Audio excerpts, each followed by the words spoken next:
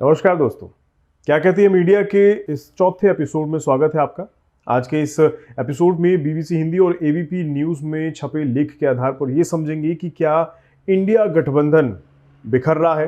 क्या इंडिया के नाम पर एक साथ इकट्ठा होने वाली राजनीतिक पार्टियां 2024 का इलेक्शन हारने के बाद एक साथ काम नहीं करना चाहती, और अगर ऐसा है तो फिर वजह क्या है।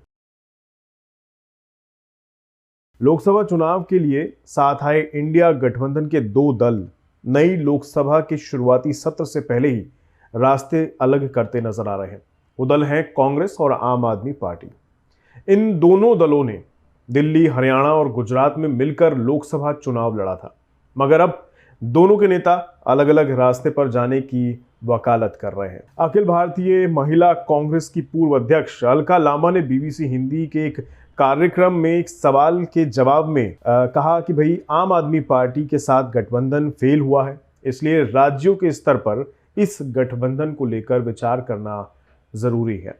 अलका लांबा ने यह भी कहा कि इस गठबंधन से कांग्रेस को भारी नुकसान हुआ है। दिल्ली में हमने 4 सीट दी, हरियाणा में कुरुक्षेत्र की 2 सीट गई और गुजरात में भी आम आदमी पार्टी हारी है, तो आम आदमी पार्टी कहीं पर भी अच्छा नहीं कर पा रही है। और दिल्ली में एंटी इनकम्बेंसी का भी नुकसान हो रहा है। अब दिल्ली के आगामी विधानसभा चुनाव को लेकर उनकी निजी राय यह है कि भाई दिल्ली में कांग्रेस का आम आदमी पार्टी के साथ गठबंधन ठीक नहीं रहेगा। वैसे आपको बता दूं, अलका लांबा इससे पहले आम आदमी पार्टी के टिकट पर ही विधायक भी रह चुकी हैं, मगर 2019 में वो कांग्रेस में लौट गई थी। तो जाहिर है समय के साथ उनकी सोच बदल गई। अब यहां एक और मुद्दा भी है। आम आदमी पार्टी का नेता भी कुछ ऐसे ही विचार रखते हैं। 4 जून को लोकसभा चुनाव के नतीजे आने के बाद 6 जून को आम आदमी पार्टी के वरिष्ठ नेता गोपाल राय, उनकी तरफ से भी कुछ ऐसे ही संकेत मिल रहे हैं। गोपाल राय का कहना है कि कांग्रेस और आम आदमी पार्टी का गठबंधन लोकसभा चुनाव के लिए हुआ था और दिल्ली विधानसभा चुनाव के लिए कोई गठबंधन किसी भी पार्टी से नहीं किया गया है। देखिए, लोकसभा चुनाव ये पहले दिन से स्पष्ट है कि इंडिया गठबंधन लोकसभा चुनाव के लिए बना था। हमने मिल करके चुनाव लड़ा है। जहां तक विधानसभा की बात है, विधानसभा के लिए कोई गठबंधन अभी तक नहीं बना है। वैसे इन दिनों दिल्ली की शिक्षा मंत्री आतिशी दिल्ली में जल संकट को लेकर अनशन पर बैठी हैं, परेशानी दिखा रही हैं। अब समस्या ये है कि ऐसी स्थिति में इंडिया गठबंधन के साथ उनका पार्टनरशिप वाला माहौल है, तो कांग्रेस को साथ देना चाहिए, लेकिन कांग्रेस इसे लेकर भी आम आदमी पार्टी पर हमलावर है। अलका लांबा ने शनिवार को पानी सत्याग्रह नाम से हो रही अनिश्चितकालीन अनशन के मंच की एक तस्वीर सोशल मीडिया प्लेटफॉर्म एक्स पर शेयर करते हुए लिखा कि मंच खाली है और मंत्री गायब हैं, जो पिछले कमरे में कहीं सत्याग्रह के नाम पर आराम फरमा रहे हैं।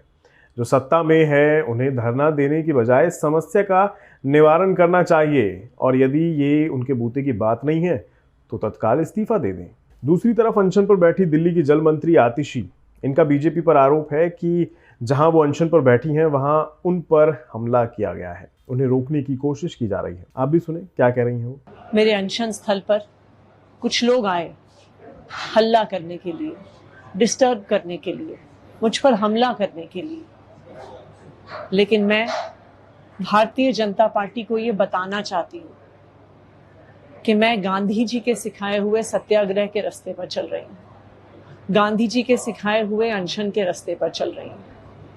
मैं ऐसी चीजों से डरने वाली नहीं हूँ। तो कुल मिलाकर लोकसभा चुनाव खत्म हो गया है, और इसी के साथ मिलकर एक साथ स्टेज पर खड़े होने वाला जो काम था वो भी खत्म हो गया है।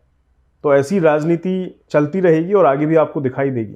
वैसे सोचने वाली बात है, जो गठबंधन 18 दिन 20 दिन भी एक साथ नहीं चल सका हारने के बाद, अगर उनके हाथ में सत्ता आ जाती, सरकार चलानी पड़ती, तो क्या होता।